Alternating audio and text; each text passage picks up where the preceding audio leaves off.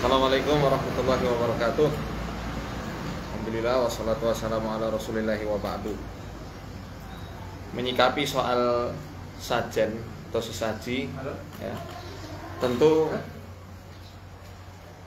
berbicara dari segi pandangan akidah Islamiyah, jelas hal tersebut memang berlawanan dari keyakinan-keyakinan kita selaku kaum muslimin. Banyak sekali sebenarnya dalil-dalil yang menjelaskan bahwa mengadakan suatu persembahan, sembelihan atau apapun itu kepada selain Allah Ta'ala, maka ancamannya jelas ya, ancamannya adalah neraka. Itu dalam prinsip akidah dan keyakinan kita selaku kaum muslimin. Kita tidak berbicara secara umum di kepercayaan-kepercayaan lain. Ini kepada kepercayaan kita selaku kaum muslimin.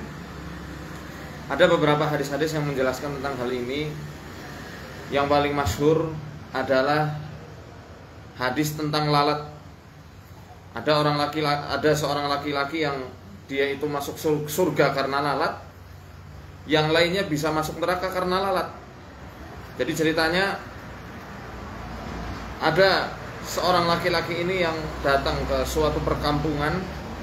Penduduk kampung itu mensyaratkan bagi siapa saja yang hendak melintasi kampung itu, maka dia harus mempersembahkan sesuatu kepada berhala-berhalanya. Ya. Laki-laki itu mengatakan, aku tidak mau mempersembahkan apapun dan tidak mau mengorbankan apapun kepada selain Allah Ta'ala. Maka akhirnya laki-laki pertama ini dibunuh dan dia ditetapkan surga oleh Allah Ta'ala karena kokoh dalam menjaga ketauhidannya.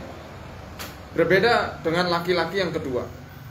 Dia melintasi suatu kampung karena dia khawatir ya, dirinya akan celaka, dibunuh sama penduduk kampung itu. Akhirnya dia mengambil satu lalat, karena penduduk kampung itu mengatakan silahkan berkorban walaupun hanya dengan lalat. Dia ambil satu lalat, dipites dengan niat mengorbankan kepada selain Allah, yakni kepada berhala-berhala mereka. Dipites dan dia ditetapkan, dituliskan oleh Allah Ta'ala untuk menjadi penduduk neraka gara-gara dia mengorbankan sesuatu dengan seekor lalat. Kita bisa renungi di sini bahwa seekor lalat yang mungkin di pandangan manusia secara umum dia adalah hewan yang menjijikan, suka dengan hal-hal yang kotor ya, cenderung dengan sampah, kotoran, bangkai dan lain sebagainya. Ketika itu dikorbankan kepada selain Allah, bisa menjadikan orang yang mengorbankannya bisa kecemplung di dalam neraka. Bagaimana dengan yang lebih dari itu? Lebih dari lalat? Tentu jauh lebih berbahaya ya, dan bisa menyeret seseorang kepada perbuatan kesyirikan yang besar. Ini saya sekali lagi katakan dari pandangan Islam. Namun tentu dalam kita bersosial, bermasyarakat, apalagi kita di negeri yang majemuk ini di Indonesia, tentu kita harus mengedepankan hikmah dari setiap dakwah-dakwah kita ya. Mungkin teman-teman pernah melihat saya dan tim ya, membersihkan bekas-bekas sesaji di tempat-tempat yang tidak dikhususkan. Kadang kita bersihkan, kadang tidak. Jadi kita menimbang maslahat dan mafsadat di situ. Sekiranya sesaji itu diletakkan di suatu tempat peribadatan agama lain, tidak boleh kita menghancurkannya seenak kita ya, tidak diperkenankan demikian. Namun ketika sesaji itu diletakkan di tempat yang umum, di gua, di air terjun, di gunung misalnya, atau di tempat-tempat yang dianggap ada yang bau rekso di situ, yang tidak ada kaitannya dengan ritual-ritual ibadah apapun, maka saya rasa ini bukan sebuah pelecehan terhadap kepercayaan tertentu pada agama tertentu.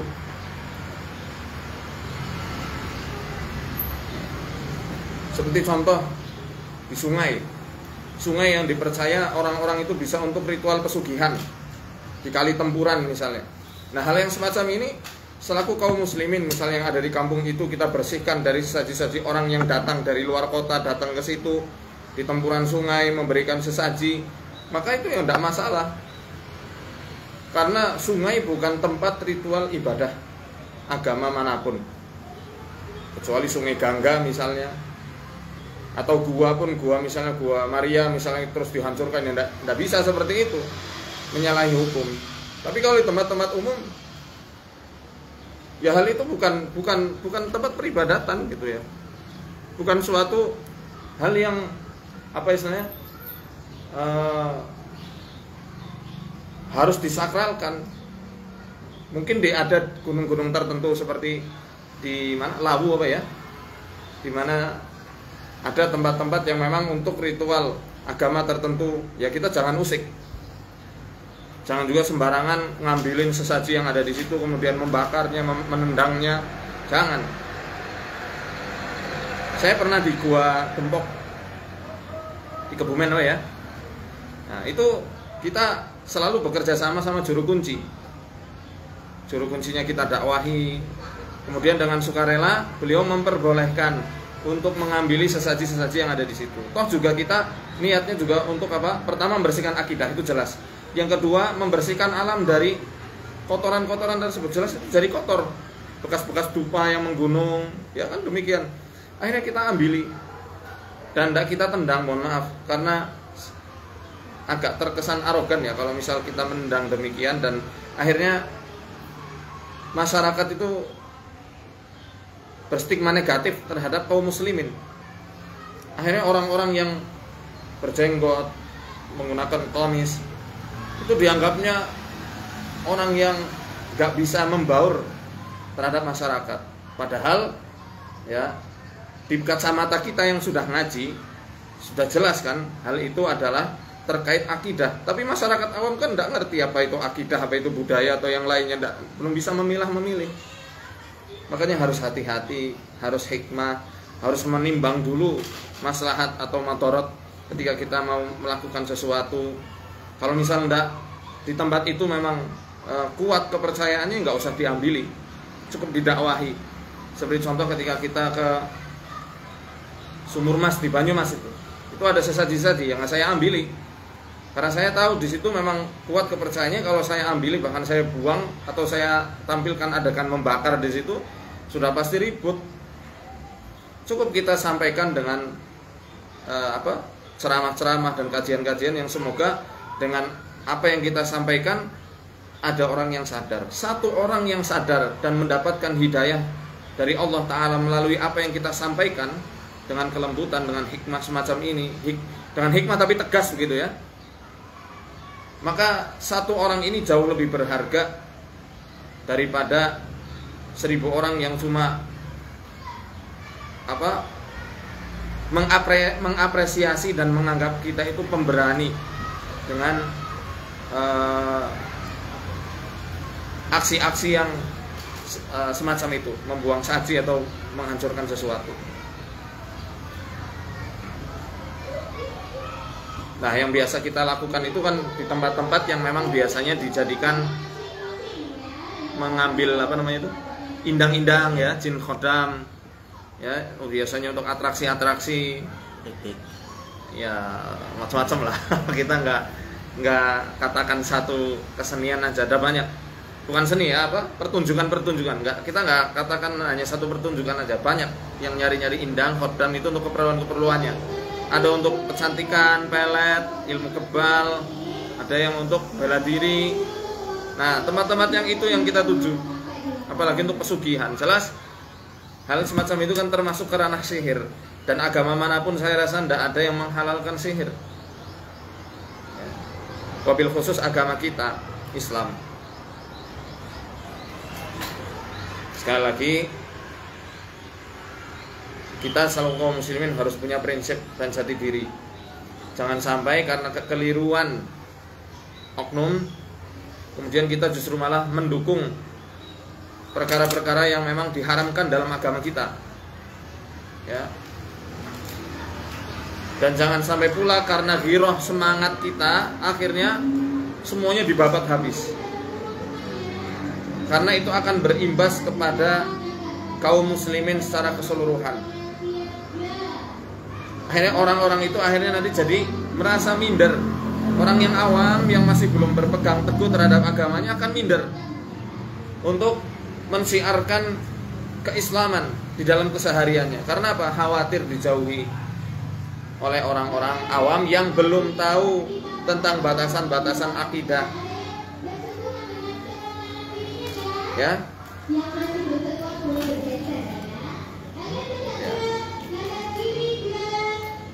Kalau misal dengan nasihat tapi dianggap sebagai perlawanan gimana? Wah ya, itu sudah biasa. Kita berdakwah, apalagi kita mendakwahkan untuk mentauhidkan Allah, mendakwahkan kepada syariat Allah, sudah menjadi apa istilahnya ya? Jalan ninja mereka ya, untuk apa? Untuk dibully, kemudian dianggap sebagai orang gila, dianggap penyihir, dianggap apalagi orang yang sok suci. Itu di Al-Quran sudah dijelaskan. Para nabi dan rasul dulu juga dikatakannya lebih parah daripada mereka mengatakan kita sebagai kadrun dan lain sebagainya. Wajar. Para nabi dan rasul dulu lebih parah lagi, dibilang orang gila, dibilang orang kesurupan, dibilang orang kena sihir, dibilang orang suci, sok suci dan lain sebagainya. Ya kita nggak usah pedulikan omongan-omongan mereka-mereka yang belum tahu dan belum diberikan hidayah oleh Allah.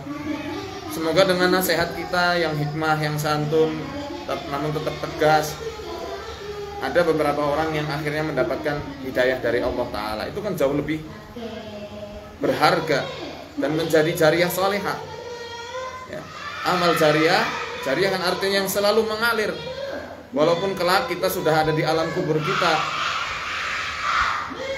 ya.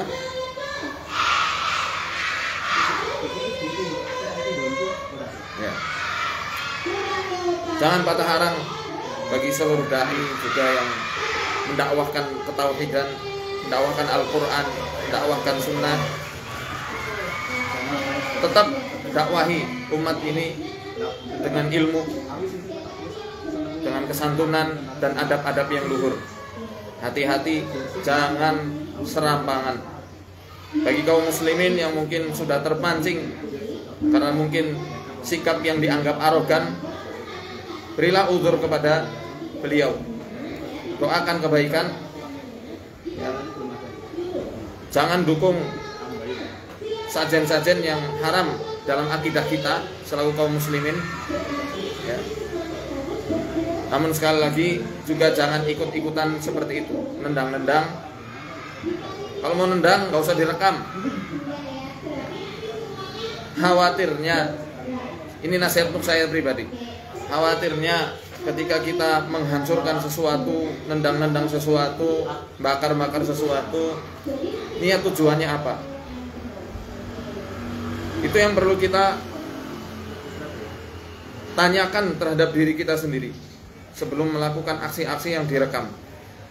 Apakah betul niat kita untuk meninggikan nama Allah, ataukah niat kita untuk meninggikan nama diri kita sendiri supaya dianggap hebat, memberani, tauhidnya kencang?